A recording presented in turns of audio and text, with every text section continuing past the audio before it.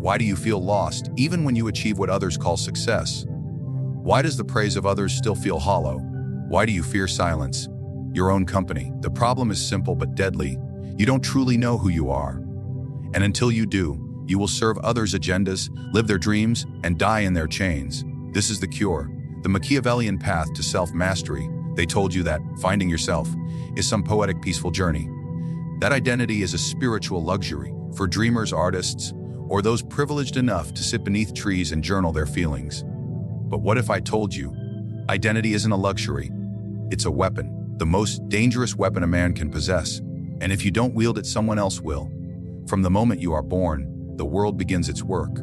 They name you, dress you, categorize you. They tell you who you are before you even learn to speak. Parents, teachers, media, religion, every voice is a sculptor. And the clay is your mind. You are not raised, you are programmed. You are not educated, you are conditioned. And by the time you are old enough to question it, the mold is hardened. You follow paths not because they are yours, but because you were told they matter. You chase careers, relationships, possessions, thinking they are choices. They are responses, reactions, mimicry. You perform, not live. You fulfill roles, not destinies. You are told what to value, and worse, you believe it. That's the most tragic part. You think your thoughts are your own. But the truth is this: the man who does not define himself is a servant. He is useful, predictable. He is the perfect tool for kings and empires. A citizen, a consumer, a believer, never a sovereign. Machiavelli understood something terrifying: control a man's identity, and you control his actions. That's why empires don't need chains. They only need stories, narratives, labels. Once you label a man, he polices himself, he limits himself, he volunteers for his own cage. This is the brilliance of modern slavery. It is psychological, and that is why identity is not a soft thing. It is not decoration. It is not therapy. It is armor. It is a sword. It is a strategy. When you don't know who you are, every insult stings because you believe it might be true.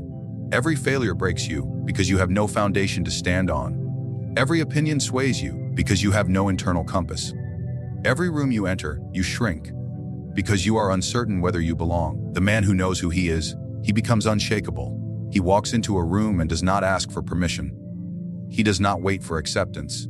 He carries his world inside him. He cannot be seduced by shallow praise or broken by cheap criticism. He knows what matters, and more importantly, what doesn't. He knows what battles are his and which ones are beneath him. This clarity makes him lethal. Look around. The people who seem most powerful are not always the richest or the loudest. They are the most certain, the most anchored. You can see it in their posture, their tone, their eyes. They are not scrambling to impress you. They are not seeking validation. They do not posture because they are not pretending. And let me be clear, this kind of self-knowledge cannot be gifted. It cannot be read in books or handed down from family. It must be earned, fought for, carved out from the chaos of the world. Because the world wants you confused. It profits from your insecurity. Your confusion makes you easier to sell to vote with, to manipulate. That's why the first act of true rebellion is clarity, to define yourself, to look the world in the face and say, I know who I am, and I do not need your approval. That is not just self-respect. That is power, that is armor, that is weaponry. And if you don't pick up that weapon, someone else will aim it at you. Observe the masses, not with pity, but with precision. Watch how they speak, how they dress, how they react, not as individuals, but as reflections of whatever surrounds them. They are echoes, not voices. Puppets, not players. Most people are not living lives. They are merely fulfilling scripts handed to them by their environment, by the dominant emotions in the room, by the loudest voice in the group. They don't decide. They copy. They believe they have free will.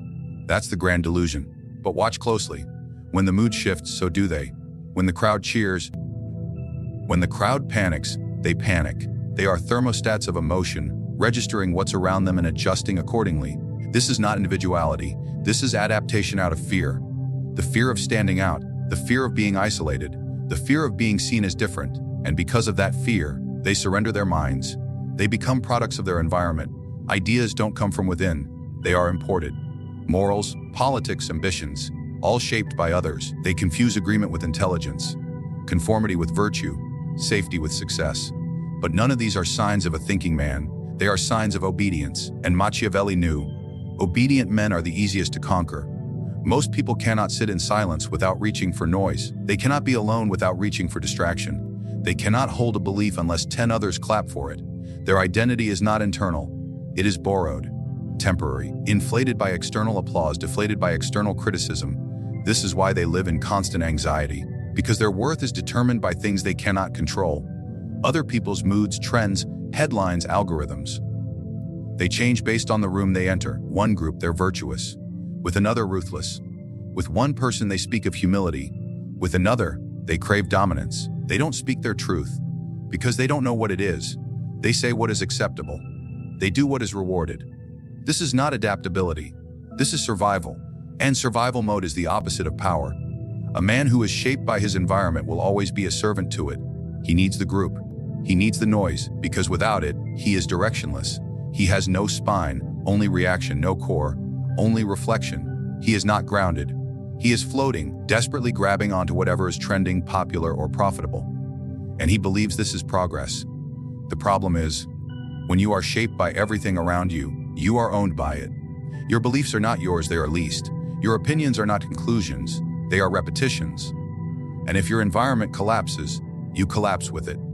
That's why so many people break down when they lose a job, when their relationship ends, when their status is threatened, because everything is attached to something outside them. They were never whole, only assembled. This is why most people are predictable. You can manipulate them with shame, praise, fear, and attention. You can herd them, market to them, provoke them, pacify them, like livestock. Not because they are weak by nature, but because they never developed their own nature. They never questioned what shaped them. They never chose. They are only absorbed. They imitate confidence when others are watching. They post ideas they don't understand. They recite quotes they don't live by. Everything is external, everything is performative, and they confuse performance with power. But real power does not need a stage. Real identity does not require permission. Real conviction is not loud. It is immovable. Machiavelli understood this long before psychology had a name for it. A man must be the architect of his own thoughts, or he will be a brick in someone else's palace. Most people will never realize this. They will continue to wear masks designed by others.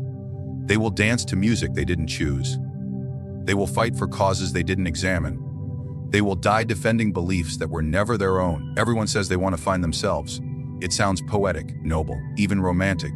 But let's strip away the illusion. Self-discovery is not a vacation. It is not a peaceful walk through a meadow of memories. It is a violent unraveling. A controlled demolition of every false belief, every fake smile, every illusion you've ever clung to for safety. It is painful, deep, unflinching, surgical pain. And that's why most people never touch it. Because it hurts more than any lie they've lived. There is a reason why society keeps you busy, loud, distracted. Because the second you slow down, the voices inside begin to rise. The questions you've buried under layers of entertainment and noise begin to claw their way back to the surface. Who are you? What do you truly believe? Why do you do what you do? Are your ambitions even yours? Or are they someone else's dream handed to you and called purpose? These questions are dangerous, not because they're complex, but because they reveal the truth that most of your life may have been lived in costume. You defend so violently may not even be real. That the values you post about, the causes you champion, the enemies you fight, may have been installed in you like a program and never once questioned. Self-discovery is not the light. It is the fire, the burning away of all that is not truly you. It requires betrayal of your past self. The version of you that settled, that played small, that smiled to avoid conflict, that stayed silent to feel accepted, that chased what was easy, not what was honest. You will have to look that version in the eye and kill it. This is why the process is so rare, because it demands war. War with comfort, war with expectation, war with your own reflection. You will lose friends. You will confuse your family. You will disappoint those who only loved you when you mirrored their image. And you will do it all while carrying the weight of doubt, because self-discovery does not come with applause. It comes with silence, emptiness, 1,000 little deaths before the rebirth. People think the pain of staying stuck is greater than the pain of transformation, but they are wrong. Staying stuck is comfortable. It's familiar. You know the rules. You know the people. You know how to pretend. You know exactly how to stay hidden behind roles that get rewarded. The good son, the polite employee, the agreeable citizen, the likable man. These masks are rewarded, so you wear them, even when they suffocate you. But to take them off, to strip yourself bare, that is where the real pain begins. Because you don't just lose the mask, you lose the identity tied to it. And with it, the world you built around it. You begin to realize that much of what you called life was actually performance. That much of what you called love was conditional. That much of what you called truth was just repetition. And yet, it is in this pain that something sacred begins to happen. When you are stripped of the roles, the validations, the lies, what's left is something unbreakable. Not perfect, but pure. The core of who you are. Something no one gave you. Something no one can take from you. Not inherited, not mimicked, not bought, yours. But here's the secret: most people aren't ready for that, because once you find the real you, you are responsible for him. You can no longer blame society, parents, politics, or your past. You know the truth now. You own it. And that ownership comes with a terrifying freedom. No excuses, no crutches. Just you and the road ahead, clean, brutal, honest. This is why most people would rather escape than discover. They chase pleasure, not presence. They chase stimulation, not solitude. They chase validation, not vision, because it's easier, safer, less expensive on the soul. The path of self-discovery will ask for everything. It will isolate you. It will expose you. It will test your sanity. This is the price of awakening, not the spiritual fairy tale, but the ruthless Machiavellian awakening that breaks illusions and forges power. No guide, no map, no applause. Just a man facing the mirror and asking himself, am I real, or just a reflection? Most will never ask. Most are terrified of the answer, so they continue as puppets, clinging to the comfort of the familiar as the truth decays quietly in the shadows. There is a moment, rare and irreversible, when a man sees himself clearly for the first time. Not through the filter of society, not through the judgments of others, not through the expectations of family or culture, but as he is, whole, naked, brutal. And in that moment, something strange happens. The world, which once felt so powerful, begins to shrink, not because it changed, but because he did. Most people chase power the wrong way. They chase titles, money, followers, alliances. They think power is something external, something to acquire, something others must grant. That's why they always feel threatened, always feel like they're one mistake away from collapse, because their power isn't rooted in themselves.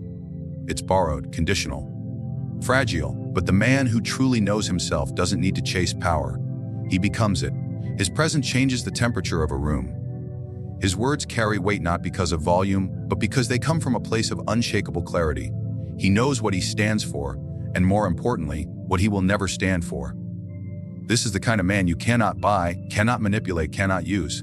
He is dangerous not because he seeks war, but because he does not fear it. Once you know yourself, the noise of the world fades. The petty insults, the applause, the criticism, they lose their grip. You no longer respond to everything. You no longer explain, defend, or beg to be understood. Why? Because you are no longer negotiating your worth in public. You've already settled that matter in private. That is what self-knowledge gives you. Leverage over yourself first and over others second. Most people think confidence is a performance. They wear it like a costume. It's like confidence until pressure arrives, until rejection appears, until silence fills the room. Then it cracks, because it was never real. It was propped up by approval, by routine, by comfort. But real confidence, Machiavellian confidence, it comes from understanding the battlefield of your own mind.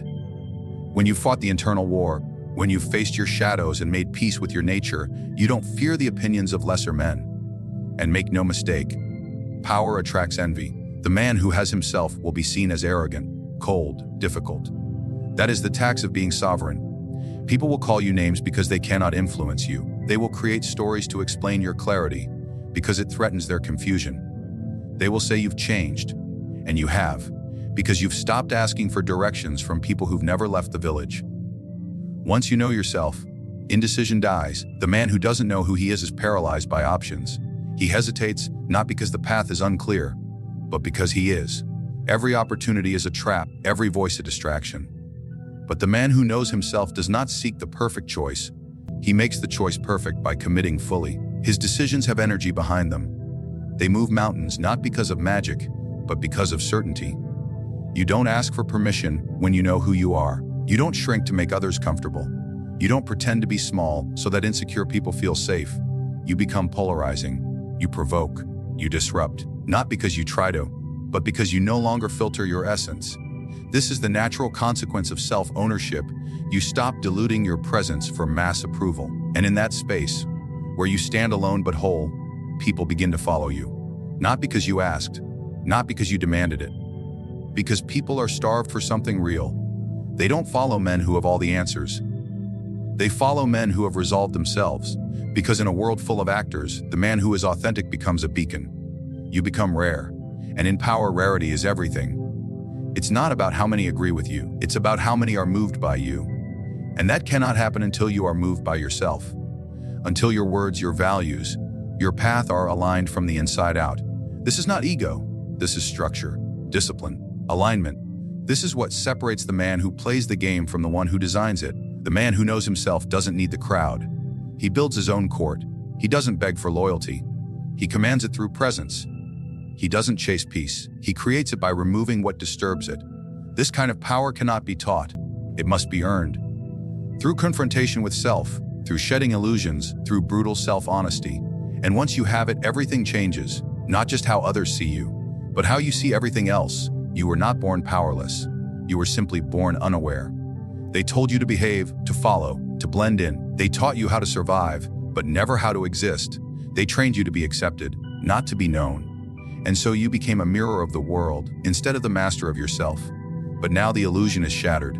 The man who finds himself, truly finds himself, becomes untouchable because he no longer moves out of fear or doubt or imitation. He moves with design, with control, with intention. He does not need permission. He does not need applause.